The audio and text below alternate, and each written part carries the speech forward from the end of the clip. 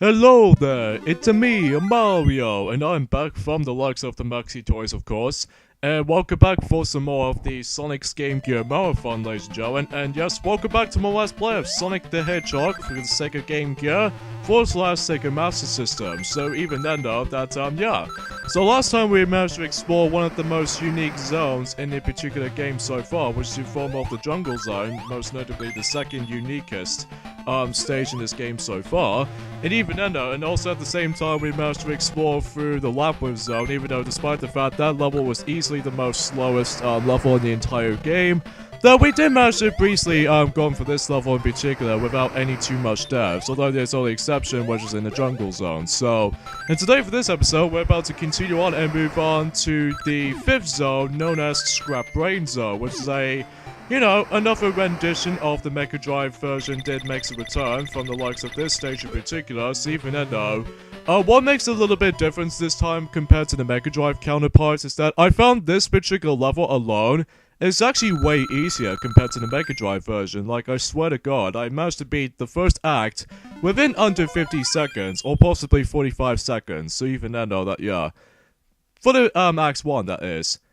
And as for the second act, this might be a little bit longer because even then though we have to deal with a labyrinth maze. And it's also at the same time we have to get used to with these little security doors. Because as you can see with this little yellow dotted points at these little each side of the door, that means it actually represents that these doors can either activate it or other times they'll not. If you actually see this little yellow dots into the either each side, whatever the doors might actually just decide to sign in. So. And also occasional conveyor belts every once in a while, but I'm having a really hard time trying to actually get into one conveyor belt or another, because sometimes the momentum can be a little bit too fast, or even especially noticeable when it's like... Although, conveniently enough though, is that you can't actually jump and change directions when you're in mid-air, so, great, I've got no rings whatsoever by that fireball over there. Yeah, that fireball actually represents from, also is very similar to the ones today on the fireballs from the Marble Zone from the Mega Drive version. But except the fact though, it doesn't usually contain Marble Zone in this version, so even though, yeah. So this level actually contains a Chaos Emerald, and in order to actually get the Chaos Emerald, the 5th Chaos Emerald I should say, is to actually go to the top floor, and if you reach to the top floor, then that's how you actually manage to enter one of those doors. Now, in order to actually directly try to find it, is that if you come to this area right there, you're not supposed to fall down for these two bottomless pits there, because as you can tell, it will contain death inside. So even then though, the ones you need to get into is actually on the 3rd hole, because if you do, that way you should able to be land on that platform safely, and also at the same time you get yourself a teleportation device, in addition to the 5th Chaos Emerald. So one more emerald to go. So even then though, that we're pretty much going close towards the end. So even then though, all it ends well, basically. So basically in Act 2 of Scrap Brain Zone, the main premise of this level is as you can see, you need to actually activate the switch there, because if you manage to activate that, then one of those little doors will manage to either secure the door, while other times they decide to actually release one of those doors. So even then though, I decided to actually activate it once, so just in case I will able to actually have the ability to actually exit out the level. So yeah, it's very important to actually do that, because if you don't, then your RBC will get trapped and you have to go through a backtracking syndrome. So even then though, that's how essentially how this level is easily is the most longest level in the entire game. Because there's gonna be a lot of backtracking segments throughout, so yeah, that's all I can say. Now, before we actually continue, if we go all the way down here, even though you can't actually press the right, if you manage to go into the spin dash mode once you're in mid-air, which I found was kind of odd. But anyways, if you go to the teleportation device, we get ourselves another extra life. So even then though, yeah.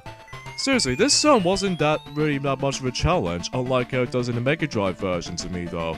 Sure, there are plenty of traps, much like how it does in the Mega Drive version, which are the flamethrowers. Honestly, the flamethrowers is actually really easy to dodge in this version. However, the most annoying obstacles you might actually dodge though is actually the electricity, because sometimes they're in plain sight, and sometimes they were easily all over the place, and sometimes you might accidentally run into those things very, very easily, which is especially situational if you want to actually, like, trying to actually desperately want to actually survive in this place. And also some other times though, some plenty of obstacles will hinder you, most notably the fireball spitting, and as well as the likes of how it does it for you know, as I mentioned earlier, these electricity stuff. So, strangely enough though, oh yeah, as you can see, that since we actually activate the button switch, now we can actually proceed to the end. So, oh mind that, so just in case you won't get knocked back, which actually knocks you back into the electricity stuff. So, strangely enough though, there aren't any cog saws here and there, which even then are, or in this case, saw blades in this version. Which, you know, this level was easily a total pushover, especially noticeable how the fact that in Act 1 was pretty easy, and Act 2 most likely is definitely easy as well. And as far as the third act is concerned, it might be something a little bit more different for a change. So here we go, on to Scrap Brain Zone Act 3, is the fact that we're gonna actually go ahead and face off with not only the boss battle itself, no, instead we have to go and navigate through the maze, while simply actually go and transport it into those different security doors. Because, again, if you follow those little yellow dotted doors correctly, then you should be able to actually clarify you need to go onto the correct way. However though, if you get confused or lost in these places, then you should probably look up this footage right now, but I'm pretty sure that a lot of people already know this, so even then know that, yeah. I won't be bothered to get an extra life, because I'm pretty much guaranteed I've got plenty of them at the moment, even though there are some lives I've lost due to the beginning part of the game. Oh, by the way, don't go to the left door, by the way, because you will end up going back into the beginning again, so even then I don't recommend doing that. So, yeah, it's gonna have to keep us steady for the most part, especially noticeable these Sonics walking and stuff like that. And press that button over there so that we can actually just try to activate this final door. Until we actually activated that, then easily the end of the level is just right there. See, it's not that hard, and there's no any boss battles here and there, so even then though, it's a bit like how it does in Sonic the Hedgehog 1 for the Mega Drive, but except the fact that in the Mega Drive version usually takes place in, you know, Labyrinth Zone Act 4, so even then technically it calls it Scrap Brain Zone Act 3, so anyways, once you get onto this little platform over there, and as soon as it actually takes you all the way up, that's how the end of a level works. So, easy, simple, not that much of a challenge. And now we move on to the final zone in the game, aka the third unique zone as well, which is the Form of the Sky High zone, which is essentially more likely a Sky Fortress type of level. But even then, as you can see right there, that we actually come across into those electricity stuff. This was before when Sonic CD level called Wacky Workbench, they usually just managed to gets a lot of these electricity stuff. And yeah, forewarning, if you ever watch this footage right now, prepare yourselves a lot of flashy images is going on, because it's especially noticeable when some footage is like this, then you're gonna have to come across into those a lot. Oh, Openarts. I hate Openarts in this game specifically, because they are so darn slow. And also you're gonna have to mind out for these little bullet cannons right there. That, it kind of reminds me almost relatable to, the Super Mario Bros. 3, airship levels, and especially the tank levels, most likely, so even then, it does remind me of those. Ah, I'm trapped. But thankfully, though, there are a plethora of rings, though, so even then, though, I should be able to be safe from this point onwards, so... This is by far the hardest zone in the game. Well, not so much for Act 1, because even though there's no Chaos Emerald in this particular act. However, though, in the second act, there is one Chaos Emerald in Act 2. I mean, you'll see why in just a moment.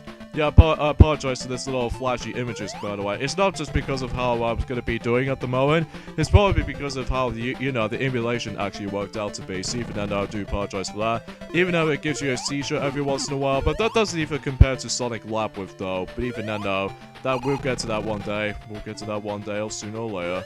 So, anyway... In Act 1 is super duper quick, is by the fact that you're actually going to be reaching on top of this little air fleet or something like that. And basically that's how the end of a level works. So, yeah, enough of this flashing already. So, here we go folks, on to the hardest level in the entire game, at least as far as the Game Gear version is concerned. Sky Base Act 2, the reason why I say that is because, as I mentioned earlier, that the Chaos Emerald location is going to be in this level alone. If you want to actually get it though, if you manage to hop onto this well-hidden platform over there, then you should be able to have a real fun ride on this thing. Now you're probably thinking that this way it might actually just to take you onto the if you manage to skip the entire portion of the level, which is good by means. But there's gonna be more catch to it than that, because that what makes this section so difficult by comparison is the fact that you need to dodge a lot of hazards, most notably the cannon bullet shots, and even especially noticeable, there's gonna be a lot of difficult segments in this level alone. Like, you'll see why in just a second. So even then, I'm pretty sure that on the 6th and the final Chaos Emerald is going to be located at the very end of the actual level itself. But you have to get onto the other side of the actual airship fortress, basically, in order to actually get yourselves the 6th and the final Chaos Emerald. But if you go in a normal way, oh, God. Oh, that's what I was talking about really earlier. So even then, what makes it a little bit trickier when it comes to dodging those specific cannon shots is the fact that this particular cannon alone usually shots about for more likely a 360 turn. So even then, that is really possible to actually dodge these projectiles. So even then, although it's potentially the lagging does a bit helpful, but sometimes it doesn't seem to actually help you as much. So even then, I need to actually be really precise on this. In fact, speaking of such, though, was that once I've managed to grab a Chaos Emerald, that way, if I manage to die by a complete accident, I can still technically try to keep it. So, but still. Sometimes this level can be a little bit too frustration at one point, even especially noticeable you constantly losing your lives all the time, and even sometimes that you might actually get yourself surprise attacks by these little projectiles, as you can see. But even then, that's only because it's on the Game Gear. Whilst in the Master System, you can see what's up ahead, but even then, sometimes it's really hard to dodge those stuff if you actually did yourself a little bit of a quick time reflexes and all that stuff. But even then, though, that I must consider that the Master System is even slightly easier because of the screen resolution, whilst the Game Gear version was actually a little bit tricky at times. So, yeah, you get the idea. So even then, that's how usually Sky Base Act 2 actually worked out to be. So, yeah, you're gonna have to constantly hopping onto these different propeller platforms every once in a while, because even then, if every time you jump off the propeller platform, it all stops completely. So even then, in order to actually just to reactivate them again, then we have to stand onto them. So even then, it's pretty simple and easy to just. So even then, it's not that too complicated. So even then, yeah. Now I'm gonna have to wait until when this cannon shot fires from just about a split second. As soon as that screen did manage to pop up again, it's probably because I just don't want to get killed by the projectile and stuff like that. So even then, that will never happen. So even now, I'm almost towards the edge of the fortress, and as you can see, we managed to get ourselves the 6th and the final Chaos Emerald, and we died. Okay, that's fine by me, because I've got the Emerald now, so even then, I need to make my way inside the actual Sky Base Fortress. So even then, let's go for the normal route this time, so even then, I can't be bothered to actually go for the shortcut, or in this case, an alternate way again. But even then, this section is probably by far the hardest section in this entire level. It's probably because, you know, the lack of slowdown, as well as these little constant, you know, projectiles constantly firing all over the place, which even then, that is the hardest part. So even then, I only got about 8 lives left, plus some 6 continues, so even then, I should be fine with this. So, I'm assuming these little fan blades that might also hurt you, so even then, I'm pretty guaranteed that I don't want to touch those either. So even then, there's gonna be a lot of obstacles that we need to avoid. The worst enemy of the bunch is definitely the bullet cannons themselves, because obviously we just don't want to, like... Well, thankfully I managed to avoid that, so even then, I should able to... Whoa! Jesus Christ, that bomb was coming out of nowhere. Oh, let's try it again, and hopefully for... I don't know how much deaths I've got. I think I actually died like 5 times already, so even then, I should able to be twice as careful as last time, so I was really hoping I can predict that. So even then, I was hoping to do a successful attempt. Oh my lord. So many things to dodge. Oh, shoot. Oh, there goes our 6 lives now, so even then, let's do this as a 7th attempt or anything like that. But still, this is really hard to deal with. Even especially noticeable, you don't have any rings whatsoever. As you can see, that we don't have our rings counter anymore. But instead, we only got just a life counter as well as the time limit. So even then, that usually the time goes forward. So another thing you need to dodge is actually the spiked walls. So even then, that once you go, if you go and trying to go back to the left, as you can see, the spiked wall will continuously go to the right. So you have to escape that really quickly. until you actually reach onto that specific point over there. That's the reason why I'm just slowing down for a little bit. And that way, I should able to get onto this little chain right there. And hopefully you need to dodge these abundance of bullet bills. They do remind me of bullet bills for some reason, but except they don't have eyes. And mind out for that counting over there. And we finished Sky Base Zone Act 2. Jeez, what a pain. What a pain in the butt this is. But I digress. Oh, thank you. Thank you for giving me an extra life. Thank you, Sonic's post sign. Or in this case, a goal sign, that is. Yes, if you get a Sonic face, this means you get yourselves an extra life back. So as you can see, I've now got 7 lives again. So here we go, folks, on to the final level in the game, and now it's in form of Sky Base Zone Act 3, aka the final boss in the game. So let's see how Robotnik's usually going to be dealing out this time. Oh, for one, that as you can see, we're going to be fighting against with him by the likes of these little 3 different flamethrowers. It do reminds me like a hubs for some reason for these little cookers. And also that, as you can see, that Dr. Robotnik is constantly going to be using his button for the time being, because he will constantly sending himself this little plasma ball, which can get really annoying at times to dodge. Oh, I've accidentally died for some reason, because I usually can't predict that. But hopefully I can do it again, don't worry, I've still got plenty of chances left. Now, there's a difference between the Master System version and the likes of the Game Gear version also. It's the fact that, the Game Gear version, as you can see, we have to dodge, not only do we have to constantly attack in Dr. Robotnik's glass container, that, we also need to dodge the flamethrowers in the ground, and also the plasma ball in the center.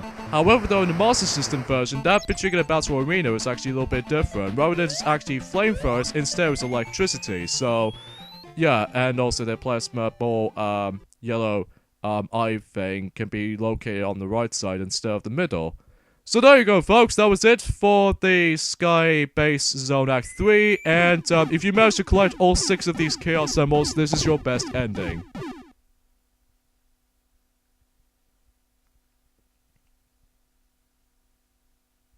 So as you can see, the Chaos Emerald is about to be flying up to the skies here, much like it does in the original Sonic 1.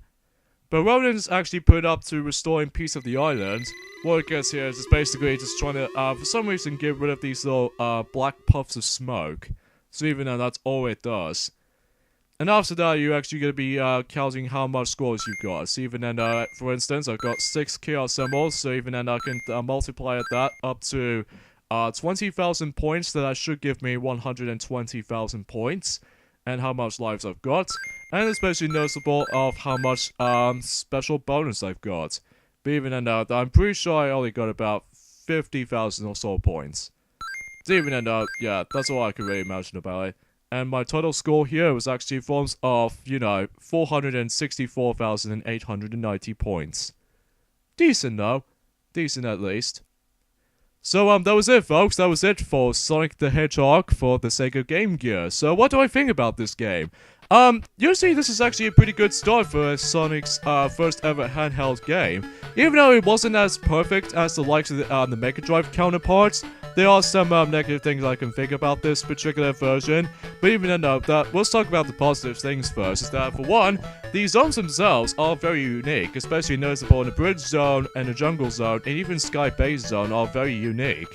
And also for the likes of the music itself is really damn catchy. My favorite will have to be the Bridge Zone music, because, oh man, I absolutely adore this music so much. And even then though, the controls will take a while to get used to. Sometimes the physics can be a little bit weird at points. But apart from that, those are sides of things, it's not that bad. And also the gameplay itself looks very identical to the likes of the Mega Drive counterpart, but except there aren't any loops this time, so even though I've already established that earlier.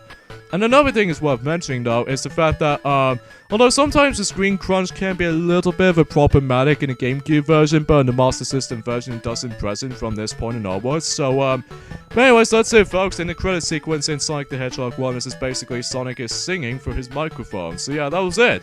That was it for our Let's Play of Sonic the Hedgehog for the Sega Game Gear / Sega Master System, so tune in next time of the Sonic's Game Gear Marathon, is that Sonic is about to tackle through is probably the hardest game of the Sonic's Game Gear games, and that was the form of Sonic the Hedgehog 2. Steven, and I hope you guys do enjoy it. This is me, Mario, and I'll see you guys in the next game, which was Sonic the Hedgehog 2. See you guys then. Ciao.